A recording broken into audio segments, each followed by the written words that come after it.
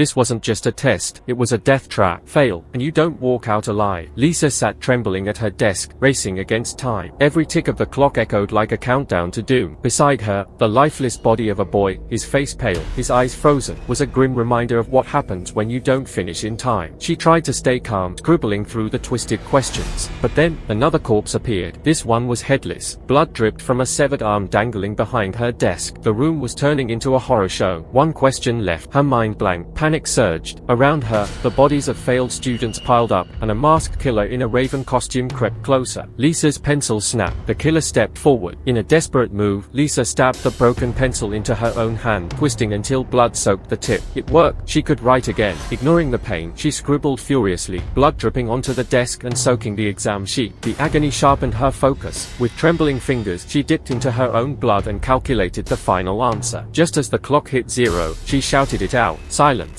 She had survived. The iron door creaked open. Without looking back, Lisa stepped through, only to find herself in another room. A new test. A new nightmare. Men in suits sat waiting. The killer stood again. Time was running out. This was no ordinary exam. It was a ritual of death, and Lisa, once the top assassin of a secret organization, now had only one mission: survive. The masked figure in the raven costume stood silent, but the emotional plunge Sam felt was deafening. As he stepped into the dimly lit room, his eyes locked onto a photo placed on the desk, an old picture of him and Lisa, smiling, close, happy. Time seemed to freeze. Sam collapsed, sobbing uncontrollably. Regret and helplessness flooded his chest, but just as the grief consumed him, the light suddenly went out. Startled, Sam stumbled into the hallway, flipping the switch again and again. Nothing. Then, without warning, the bedroom light flickered back on. The bathroom door creaked open. Something was coming out. In the faint glow, Sam saw it, a pair of female legs slowly stepping forward. Just legs. No torso, no head. He was paralyzed. The legs reached the hallway, then stood upright, uncharged. Sam's knees buckled. He felt scrambling backward, muffling his own screams with trembling hands. Inch by inch, he slid along the wall, desperate to escape. He peeked back toward the bathroom floor. Something else was lying there, but he couldn't afford to look. He bolted toward the front door, only to slip and crash to the ground, gashing his thigh. Pain didn't matter. Survival did. Dragging his injured leg, Sam clawed his way to the door. The lights blazed on. He reached for the handle, just as something clamped down on his arm. Lisa's severed head. Her teeth sank deep into his flesh. The agony was unbearable. Sam screamed, losing his grip on the door handle, collapsing in a pool of blood. This was the price of betrayal. He had once saved Lisa from the organization, but they found out. They forced him to kill her sister, the woman he loved, the woman who now haunted him. But it wasn't over. From a large travel bag in the corner, a woman's hand emerged, then another. The disembodied legs stepped through the doorway. Lisa's body crawled forward, piece by piece, reassembling itself. The camera pans back to Sam. He lies motionless in a crimson pool. The story kicks off with our lead, Lisa, standing in the middle of a fiery schoolyard filled with desks. It's eerie, like a dream, but way too vivid. Suddenly, a ghostly girl appears. Lisa recognizes her and starts shouting, "Jizzo!" But just as quickly, the girl vanishes. Lisa scans the area. Panicked, she spots a glass hatch buried under sand and leans in to peek, when a grotesque creature bursts out, grabbing her ankle and shrieking. Lisa breaks free and bolts, but more of these monsters begin to swarm, trapping her. Then, there's Jizzo again, calm, watching from a distance, almost like she's commanding the chaos. Lisa escapes the nightmare, only to wake up in her dorm, smacking her head on the bed frame. Her roommates burst out laughing. To make things worse, she's just started her period, on the day of the midterm exam. And in her school, that's considered seriously bad luck. Cut to the school gates. Students are filing in, and the strict Mr. Lee is inspecting uniforms, smacking any rule breakers. Nearby, a veiled old woman is handing out flyers. No one's interested. Back in the office, Mr. Lee chats with Mr. Huang, the homeroom teacher of the elite class. Unlike Mr. Lee, Mr. Huang is calm, meticulous, and already reviewing yesterday's graded papers. Miss Choi walks by, and Mr. Lee awkwardly calls out to her, but she barely acknowledges him. Students are prepping for the exam. Class rep Daniel is collecting phones, but troublemaker Jay is still on a call with his mom, annoying everyone. Lisa snaps, calling him out for being a spoiled brat. Jay fires back, accusing her of being jealous because she doesn't have a mom. Then comes Michelle, Jay's sidekick, who joins in the bullying. But Lisa isn't one to back down. She claps back, saying having a mom doesn't make them superior, and they only got into the elite class thanks to family connections. Michelle coolly threatens to report Lisa to the student council president, Kyle. Kyle's infamous for scaling school walls and once threw his backpack over the principal's head. Oh, and he's also crushing hard on Lisa. As the exam begins, Kyle starts doodling nonsense on his answer sheet. Miss Choi catches him and kicks him out. Meanwhile, in Mr. Huang's exam room, student Brian is visibly shaking. shaken. He hasn't answered a single question and keeps glancing around like he hears something. When he looks down, his paper shows a ghostly face. Mr. Huang checks on him, but sees nothing unusual, until he notices deep cuts on Brian's wrist. He quietly sends Brian back to his seat and urges the class to continue. 10 minutes before the exam ends, the bell rings early. Teachers scramble to fix the mistake, but then the bell morphs into music. Suspicious. After the exam, Mr. Lee confronts Kyle. He's sure the prank was his doing, but Mr. Huang intervenes, and Kyle denies everything. Case closed, for now. Kyle then tries to woo Lisa again, gifting her an MP3 player. She accepts it, but still refuses to date him. Later, the principal announces a school-wide competition with a sister school. The top 20 scorers from the midterm will represent them, and weekend tutoring begins, led by Mr. Huang. The next day, results drop. Top 5, all from Mr. Huang's class. First, Michelle, Lisa's rival. Second, Daniel, the class rep. Third, Jay, the mama's boy. Fourth, MIA, Lisa's roommate and bestie. Fifth, Lisa herself. Surprised? Same here. Jay and Michelle scoring that high? Something smells fishy. As the scores flash on the screen, Brian panics again. He hears strange sounds and sees a ghost behind Lisa. Then Lisa herself morphs into the ghost. He snaps, lunging at her and choking her. Thankfully, other students pull him off. Brian is taken away in an ambulance and disqualified from the tutoring program. Party time, or not. That afternoon, Lisa and MIA head to the rooftop to dry their sheets. Kyle shows up, inviting them to a party. Lisa declines, but MIA insists it might be their only chance to unwind before the grind begins. That night, they sneak out through the trash chute, dodge the security guard, and finally let loose. But as we all know, good times don't last long. The top 20 students were gathered in a single classroom for what was supposed to be a special tutoring session. Phones were strictly forbidden. Daniel, the second-place student, was once again collecting everyone's devices. Mr. Huang, the supervising teacher, arrived to kick off the morning meeting. He noticed Michelle, the top scorer, was missing, but shrugged it off. Probably a stomach bug, he thought. He sent Daniel to drop the phones off at the office, but as Daniel reached the stairwell, he heard someone whispering his name. The voice led him to the restroom, where it seemed to echo from the ceiling. Curious, Daniel peered into a broken panel, only to trigger a trap. He fell hard, phones scattering across the floor. His leg was caught in a brutal clamp, bleeding bad. Then a rope tightened around him, dragging him toward a hidden chamber. He reached for the phones, but the pain was too much. In seconds, he was gone, pulled into the ceiling, along with every phone. Ms. Choi had planned a chill listening session using a Western film, but midway through, the screen glitched. Students' headphones filled with static. Then the movie changed to an Asian horror clip. On screen was Michelle, trapped in a giant water tank, pounding the glass in panic. No one knew how or why she was there, and no one noticed the math problem scrawled across the tank. Ms. Choi tried to call for help, but her phone had no signal. She pointed to Lisa, telling her to fetch other teachers.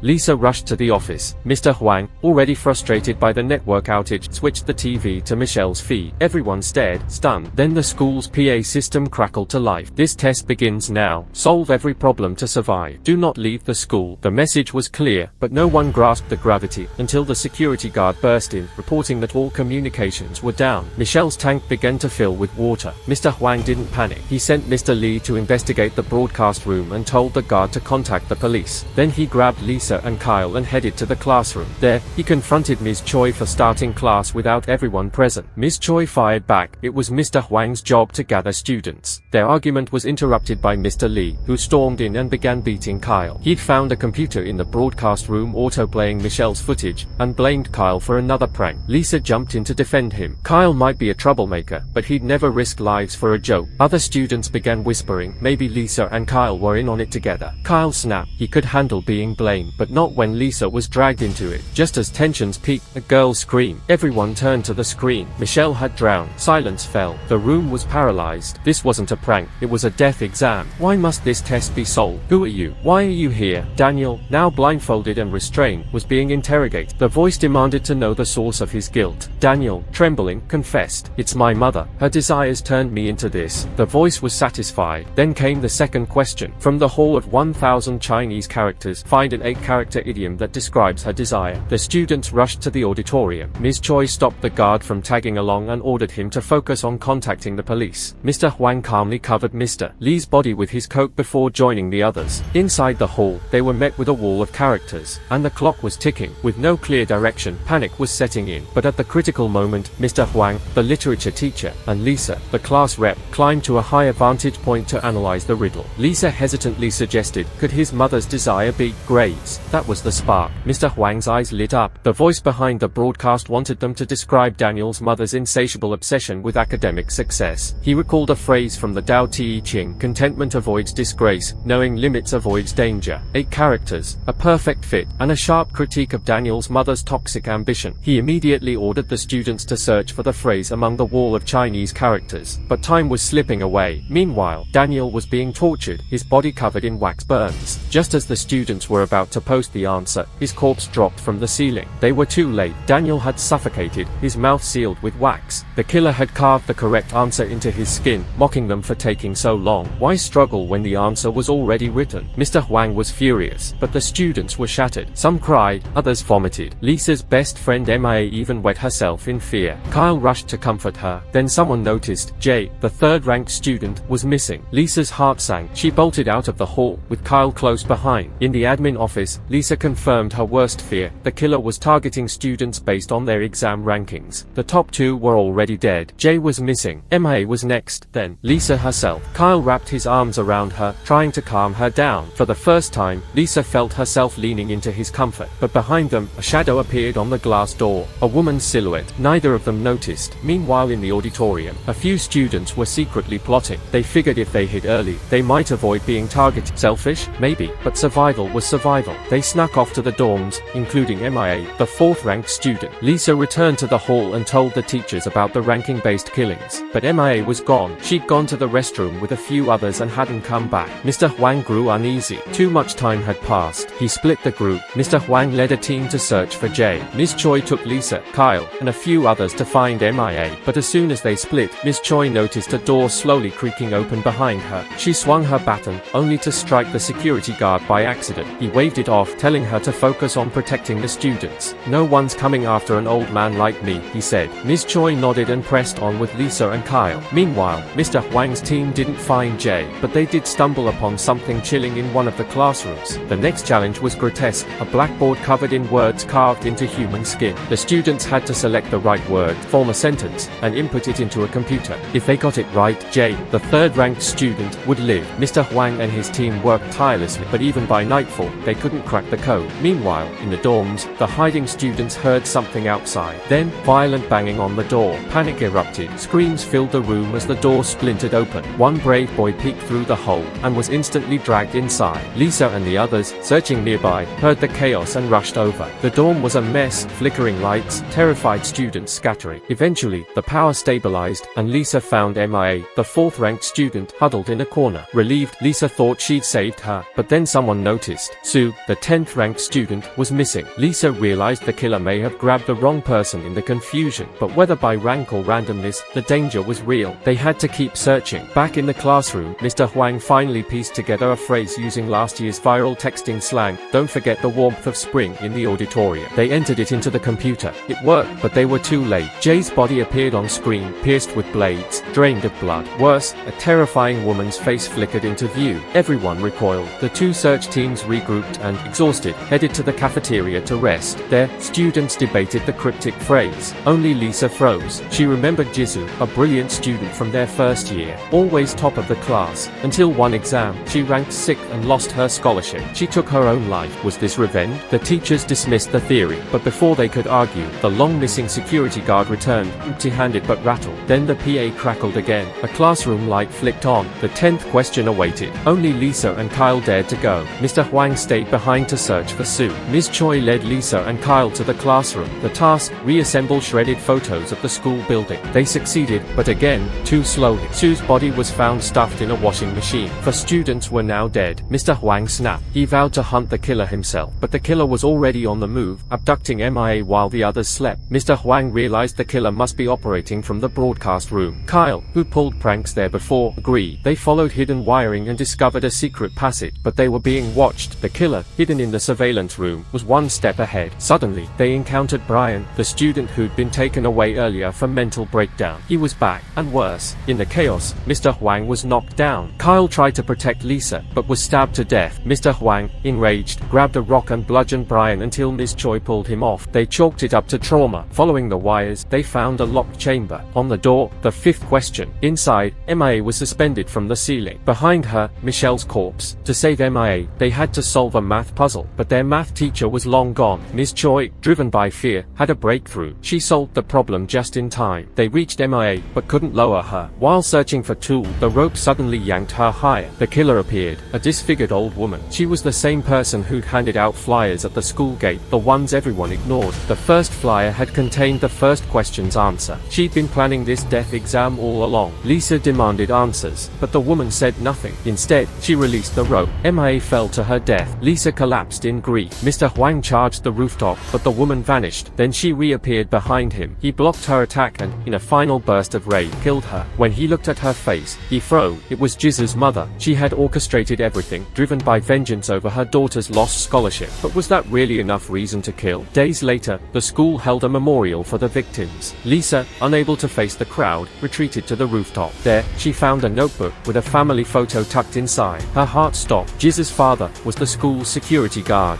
Just moments after the last puzzle, another student was abducted. Then, the auditorium speakers crackled to life again. How does it feel to lose a child? Hurts, doesn't it? I've lived with that pain for 2 years. I'm Kim Ji-won's father. The broadcast spiraled into a haunting confession. 2 years ago, during a major exam, several parents bribed the system. Their children received unfair advantages. Ji-won, a brilliant student, was robbed of her rightful scholarship. She begged Mr. Huang to intervene. He refused. Desperate, Ji-won reported him to the education board. The scandal ruined his career. In retaliation, Mr. Huang murdered her. But Ji-won recorded everything. Her parents found the footage, and now, her father was exacting revenge, not just on Mr. Huang, but on every student whose family had benefited from the corruption. The broadcast revealed a chilling truth. The deaths weren't random. They were justice. Lisa, who had once been close friends with Ji-won, was devastated. She remembered Ji-won's quiet suffering, her brilliance, her breakdown. She had seen the signs, but never acted. Now, Ji-won's ghost followed her. Even as Lisa reclaimed her top spot at school, the shadow of guilt lingered. That's the end of today's story. This is ViralCity Recaps. Thank you for listening.